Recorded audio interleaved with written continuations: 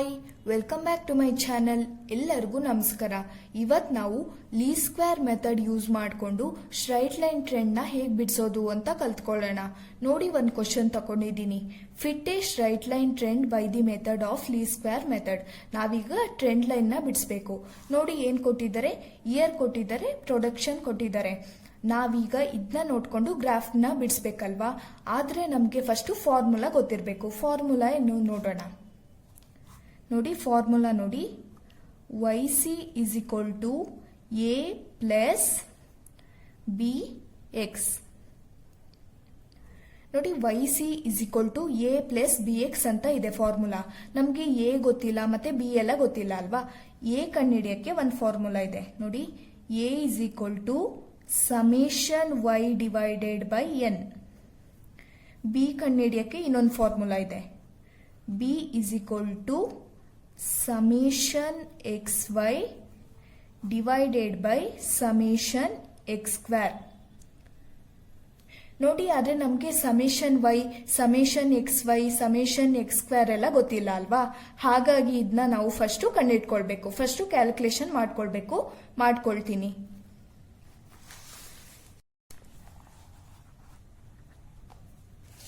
First ಏನು ಮಾಡಬೇಕಂದ್ರೆ, ಇಲ್ಲಿ ಇಯರ್ ಕೊಟ್ಟಿದ್ದಾರಲ್ವಾ, 2006 ಇಂದ 2012 ತನಕ ಕೊಟ್ಟಿದ್ದಾರೆ. ಇದನ್ನ ಬರ್ಕೊಳ್ಬೇಕು.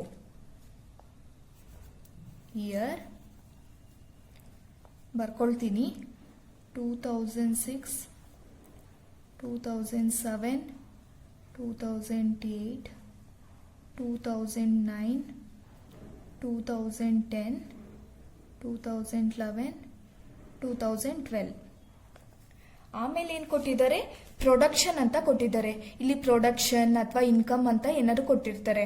ಅದನ್ನ ನೀವು ವೈ ಅಂತ ಬರ್ಕೊಳ್ಬೇಕು. ವೈ ಅಂತ ಬರ್ಕೊಳ್ತೀನಿ. ವೈ. ಈಗ ಈ ವ್ಯಾಲ್ಯೂಸ್ನ ಬರಿತಾ ಹೋಗಬೇಕು. 2006ಗೆ ಎಷ್ಟು ಕೊಟ್ಟಿದ್ದಾರೆ, 154. ಇದನ್ನ ಬರ್ಕೊಳ್ತಾ ಹೋಗ್ತೀನಿ.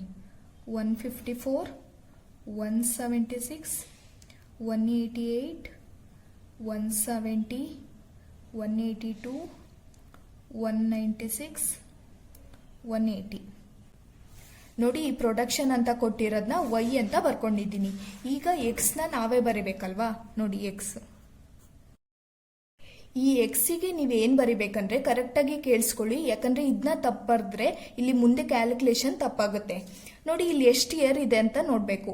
1, 2, 3, 4, 5, 6, 7. 7 ಇಯರ್ಸ್ ಕೊಟ್ಟಿದ್ದಾರಲ್ವಾ.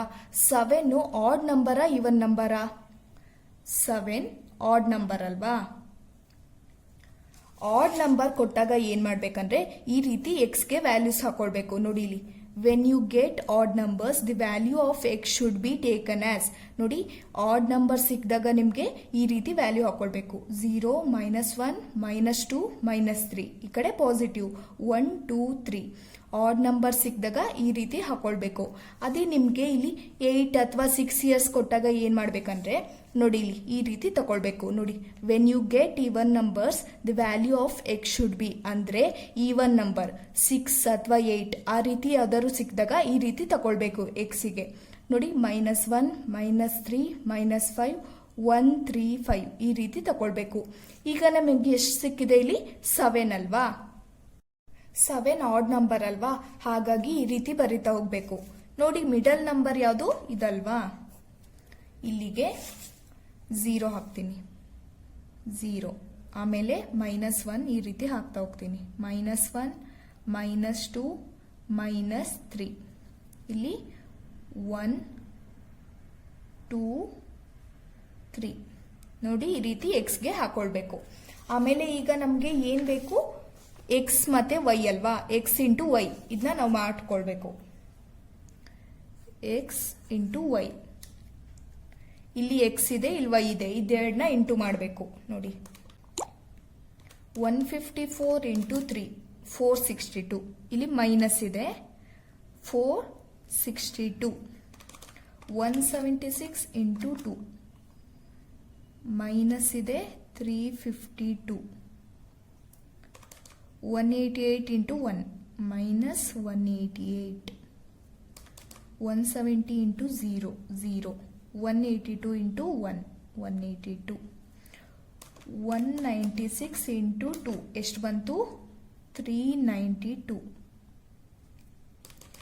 180 ಇಂಟು 3 ಎಷ್ಟು? 540. ನೋಡಿ ಈಗ ನಮಗೆ ಎಕ್ಸ್ ವೈ ಸಿಕ್ತು. ಇನ್ನು ನಮಗೆ ಏನು ಬೇಕು? ಎಕ್ಸ್ ಸ್ಕ್ವೇರ್ ಬೇಕಲ್ವಾ? ಹಾಗಾಗಿ ಎಕ್ಸ್ ಸ್ಕ್ವೇರ್. ಎಕ್ಸ್ ಸ್ಕ್ವೇರ್ಗೆ ಏನು ಮಾಡಬೇಕಂದ್ರೆ ಇಲ್ಲಿ ಎಕ್ಸ್ ಇದೆ ಅಲ್ವಾ, ಇದನ್ನ 2 ಸತಿ ಇಂಟು ಮಾಡಬೇಕು. ನೋಡಿ 3 ಇಂಟು 3 9, 2 ಇಂಟು 2 4. ಇಲ್ಲಿ ಮೈನಸ್ ಮೈನಸ್ ಪ್ಲಸ್ ಆಗುತ್ತೆ, ಹಾಗಾಗಿ ಮೈನಸ್ ಏನು ಹಾಕಕ್ಕಿಲ್ಲ. 1 into 1 1, 0 into 0 0, 1 into 1, 2 into 2 2 into 2 4, 3 into 3 9. ಈಗ ಟೋಟಲ್ ಮಾಡಬೇಕು. ನೋಡಿ ವೈದು ಮಾಡೋಣ. 154, 176, 188, 170, 182, 196, 180 ಎಷ್ಟು ಬಂತು? 1246. ಇದನ್ನ ನಾವು summation y is equal to 1246 ಅಂತ ಬರ್ಕೊಳ್ತೀನಿ. ಆಮೇಲೆ ಎಕ್ಸ್ ವೈದು ಟೋಟಲ್ ಮಾಡೋಣ. ನೋಡಿ ಇಲ್ಲಿ ಮೈನಸ್ ಇದೆ, ಮೈನಸ್ ಹಾಕಬೇಕು. Minus 462 minus 352 minus 188 plus 182 plus 392 plus 540 ಎಷ್ಟು ಬಂತು? 112. ಇದು summation X y is equal to 112. ಈಗ ಎಕ್ಸ್ ಸ್ಕ್ವೇರ್ದು ಮಾಡೋಣ. ನೋಡಿ 9 4 1 1 4 9 ಎಷ್ಟು ಬಂತು? 28. Summation X square is equal to 28. ಈಗ ಟೋಟಲ್ ಮಾಡ್ಕೊಂಡು ಆಯ್ತಲ್ವಾ? ಈಗ ಫಾರ್ಮುಲಾಕ್ಕೆ ಹಾಕೋಣ. ಈ ಫಾರ್ಮುಲಾಕ್ಕೆ ನೋಡಿ A is equal to summation Y divided by n ಅಲ್ವಾ? ಸಮೇಷನ್ ವೈ ಯಾವುದು?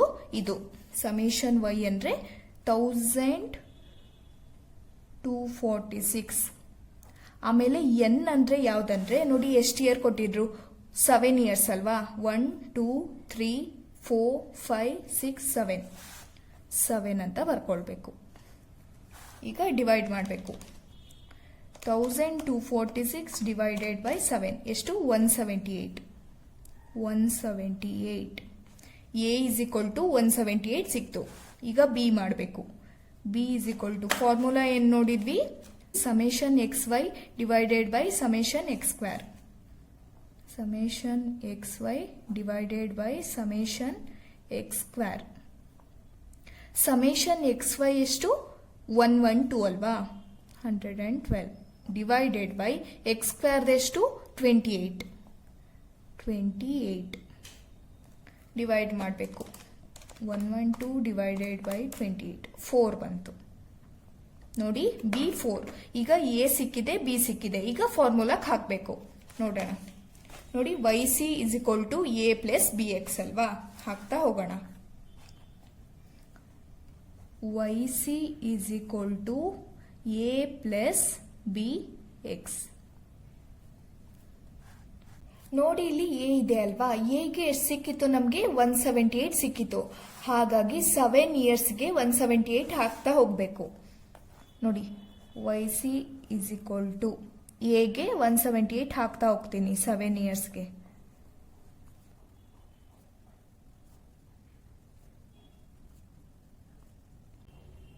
ನೋಡಿ ಎ ಪ್ಲೇಸಿಗೆ 7 ಇಯರ್ಸ್ಗೆ 178 ಹಾಕ್ತಾ ಹೋಗಿದ್ದೀನಿ. ಆಮೇಲೆ ಪ್ಲಸ್ ಇದೆ, ಪ್ಲಸ್ ಹಾಕೊಳ್ತೀನಿ. ಆಮೇಲೆ ಬಿ ಎಸ್ ಸಿಕ್ಕಿತ್ತು 4 ಅಲ್ವಾ? 4. ಆಮೇಲೆ ಇಲ್ಲಿ ಎಕ್ಸ್ ಇದೆ ಅಲ್ವಾ? ಏನು ಇಲ್ಲ ಅಂದ್ರೆ ಇಂಟು ಅಂತಾನೆ ಅರ್ಥ. ಆಮೇಲೆ ಎಕ್ಸ್ ಪ್ಲೇಸ್ಗೆ ಯಾವ್ದು ಹಾಕೊಳ್ಬೇಕಂದ್ರೆ ನೋಡಿ ಇಲ್ಲಿ ನೀವು ತಗೊಂಡಿದ್ರಲ್ವಾ ಎಕ್ಸ್ ಪ್ಲೇಸ್ಗೆ ಇದ್ದ ಹಾಕೊಳ್ಬೇಕಿಲ್ಲಿ. ನೋಡಿ ಫಸ್ಟ್ ಇಯರ್ಗೆ ಎಷ್ಟು ತಗೊಂಡಿದ್ರಿ? -3 ಅಲ್ವಾ? -3. ಆಮೇಲೆ -2 -1 0 1 2 3.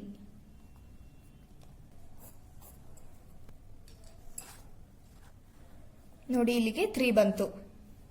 ಈಗ ಇದನ್ನ ಕ್ಯಾಲ್ಕುಲೇಟ್ ಮಾಡ್ತಾ ಹೋಗ್ಬೇಕು. ಫಸ್ಟ್ ನೋಡೋಣ. ನೋಡಿ ಇದನ್ನ ಬರ್ಕೊಳ್ತೀನಿ ಮತ್ತೆ. ನೀವು ಡೈರೆಕ್ಟ್ ಆಗೂ ಬೇಕಾದ್ರೆ ಮಾಡ್ಬೋದು, ನಾನು ಸುಮ್ಮನೆ ನಿಮಗೆ ಅರ್ಥ ಆಗಲಿ ಅಂತ ಹೀಗೆ ಮಾಡ್ತಾ ಇದ್ದೀನಿ. 178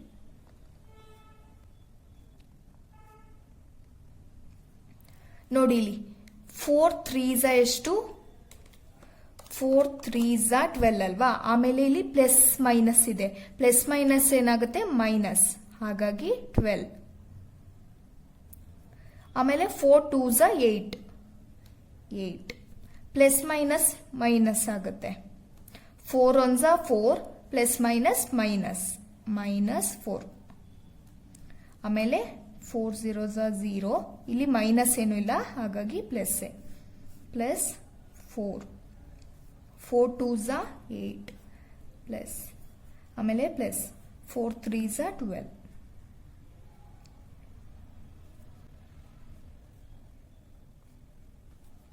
ಈಗ ನೋಡಿ 178 ಮೈನಸ್ 12 ಎಷ್ಟು? 166. 178 ಮೈನಸ್ 8 170. 178 ಮೈನಸ್ 4 174.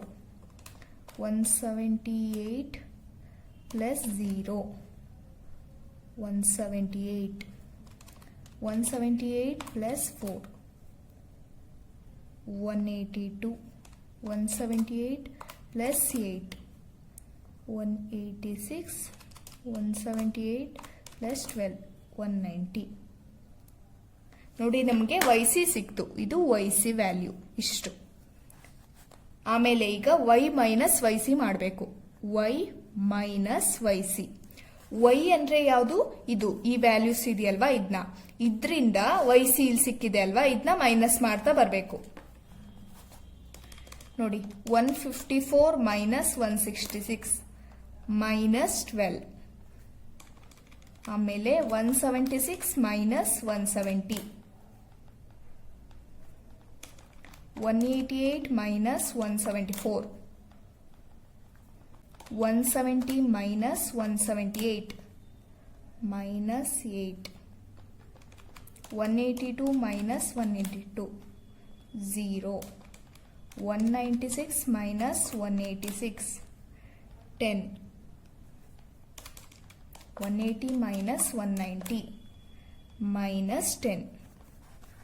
ನೋಡಿ ಈಗ ಏನು ಮಾಡಬೇಕಂದ್ರೆ ಇದನ್ನ ಮೈನಸ್ ಮಾಡ್ತಾ ಬರಬೇಕು. ನೋಡಿ minus 12 plus 6 plus 14 minus 8 plus 10 minus 10 ಎಷ್ಟು ಬಂತು? 0. ಇದನ್ನ ಇಲ್ಲಿ ಬರಬೇಕು.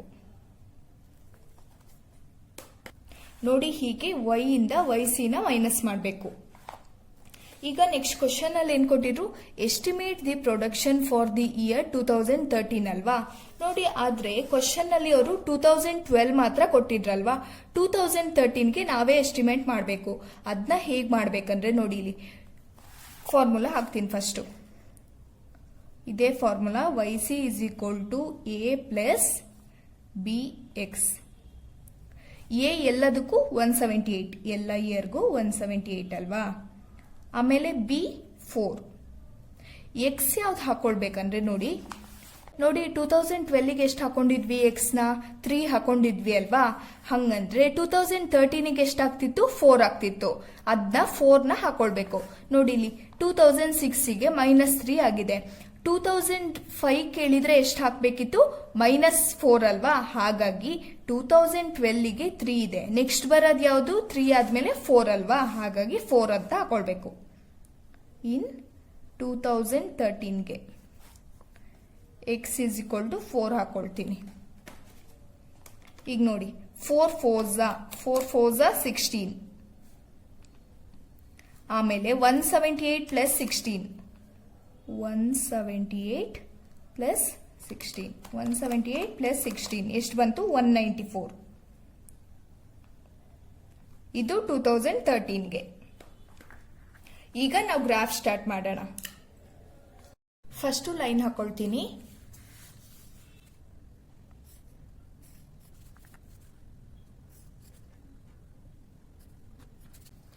ಇದು ಎಕ್ಸ್ ಆಕ್ಸಿಸ್,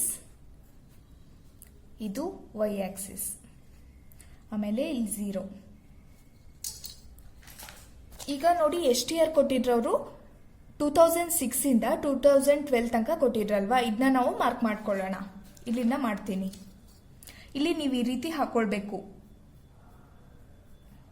ಈ ಕಡೆನೂ ಅಷ್ಟೇ, ಯಾಕಂದ್ರೆ 0 ಇಂದಾನೇ ಸ್ಟಾರ್ಟ್ ಮಾಡಲ್ಲ ಅಲ್ವಾ ನಂಬರ್ನ, ಹಾಗಾಗಿ ಈ ತರ ಹಾಕೊಳ್ಬೇಕು.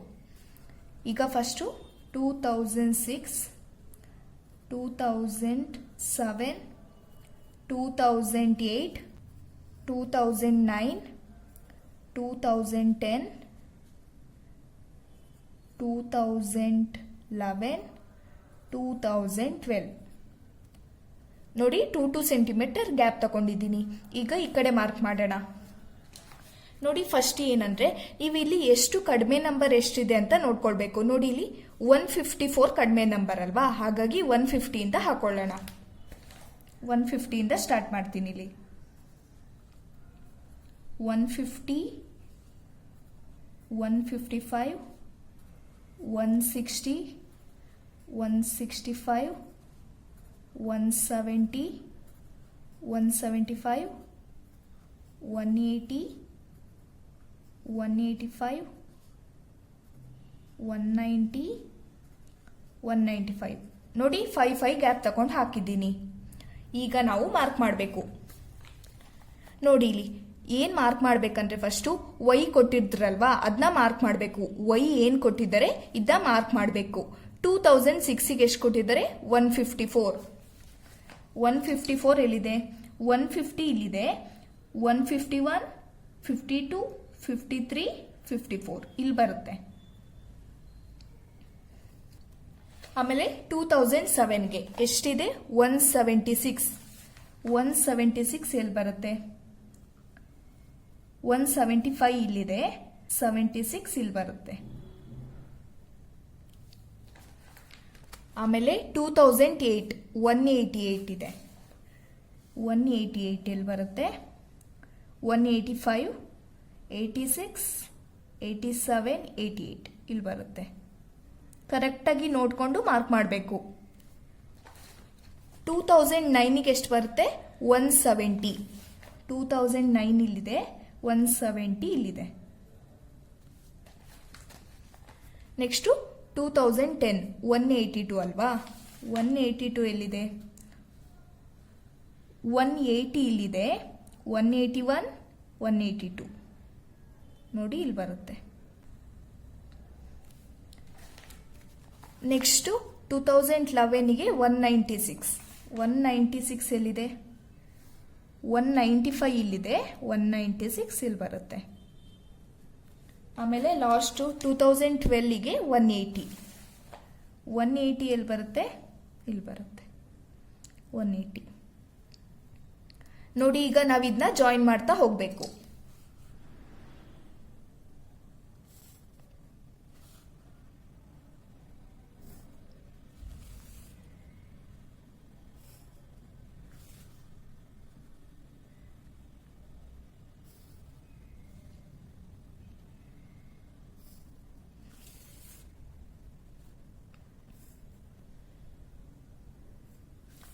ಇದನ್ನ ನಾವು ಆಕ್ಚುಯಲ್ ವ್ಯಾಲ್ಯೂ ಅಂತ ಬರೀಬೇಕು.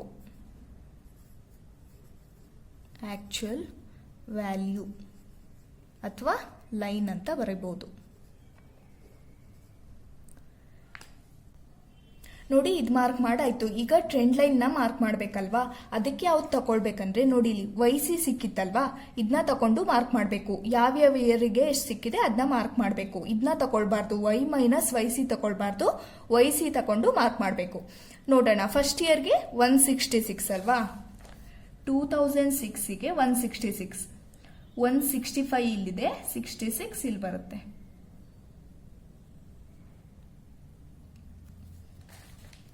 ನೆಕ್ಸ್ಟ್ ಎಷ್ಟಿದೆ? 170.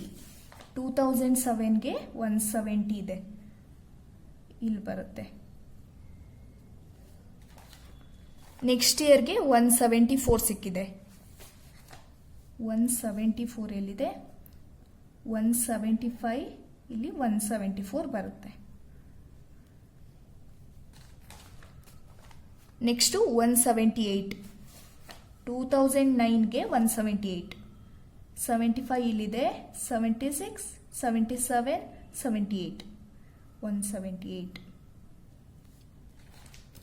ಆಮೇಲೆ ನೆಕ್ಸ್ಟ್ ಇಯರ್ಗೆ 182, 182 ಇಲ್ಲಿ ನೋಡಿ, 180 ಇಲ್ಲಿದೆ, 81, 82 ಆಲ್ರೆಡಿ ಮಾರ್ಕ್ ಮಾಡಿದ್ವಿ ಅವಾಗ, ಇಲ್ಲಿ ಮತ್ತೆ ಮಾರ್ಕ್ ಮಾಡ್ಕೊಳ್ತೀನಿ. ನೆಕ್ಸ್ಟು 2011ಗೆ 186, 186 ಎಲ್ಲಿ ಬರುತ್ತೆ, 185 ಇಲ್ಲಿದೆ, 186 ಇಲ್ಲಿ ಬರುತ್ತೆ 2011ಗೆ. ನೆಕ್ಸ್ಟು ಲಾಸ್ಟ್ ಇಯರ್ಗೆ ಎಷ್ಟಿದೆ, 190, 190 ಇಲ್ಲಿ ಬರುತ್ತೆ. ನೀವು ಈಗ ಇಲ್ಲಿ ಲೈನ್ ಹಾಕಬೇಕು, ಈ ಪಾಯಿಂಟ್ಸ್ನ ಜಾಯಿನ್ ಮಾಡಿಕೊಂಡು ಲೈನ್ ಹಾಕಬೇಕು. ಅವಾಗ ನಿಮಗೆ ಎಲ್ಲ ಲೈನ್ನು ಟಚ್ ಆಗಿ ಒಂದು ಸ್ಟ್ರೈಟ್ ಲೈನ್ ಬರಬೇಕು. ಅವಾಗ ಮಾತ್ರ ನಿಮ್ಮ ಕ್ಯಾಲ್ಕುಲೇಷನ್ ಸರಿಯಾಗಿದೆ ಅಂತ ಅರ್ಥ. ಈಗ ನೋಡೋಣ ಸ್ಟ್ರೈಟ್ ಲೈನ್ ಬರುತ್ತಾ ಅಂತ.